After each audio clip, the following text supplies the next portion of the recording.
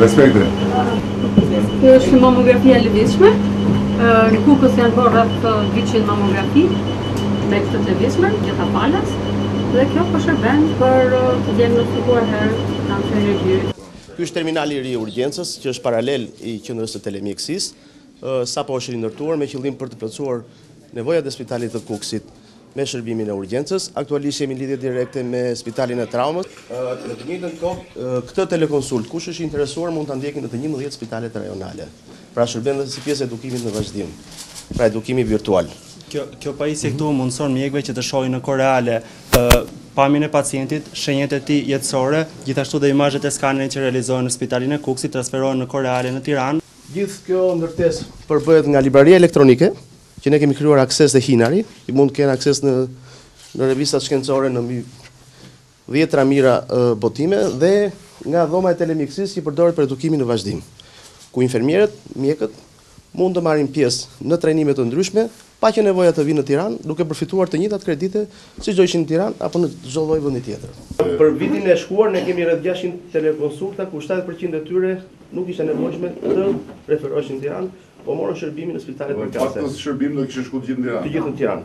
Kujdesi shëndetësor për qytetarët e Kukësit nëpërmjet shërbimit telemjekësisë, siç e pam dhe siç e dini dhe ju, lehtëson shumë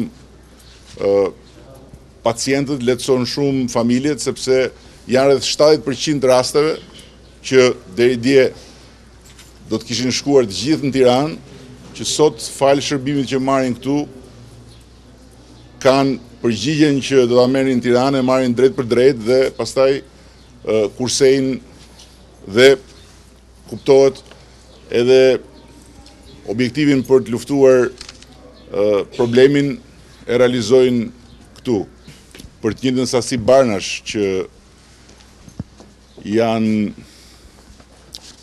vendosur në treg nga viti 2013 dhe sot ne kemi kursyer $70 milion, duke ulur çmimin ashtu siç jemi zotuar, por edhe duke bërë që jo vetëm të përfitojnë ata që i blejnë këto barna, por edhe ne të kemi një sasi shumë të konsiderueshme parash për fondin e rimbursimit të barnave dhe për të furnizuar spitalet. Kemi shlyer $40 milion borxhet pravëmbetura që ishin borxhe të gjithë sistemit të furnizimit të spitaleve, nga 13.478 infermierë dhe punonjës teknik, janë paguar $4 milion më pak taksa dhe janë $4 milion që janë shpërndar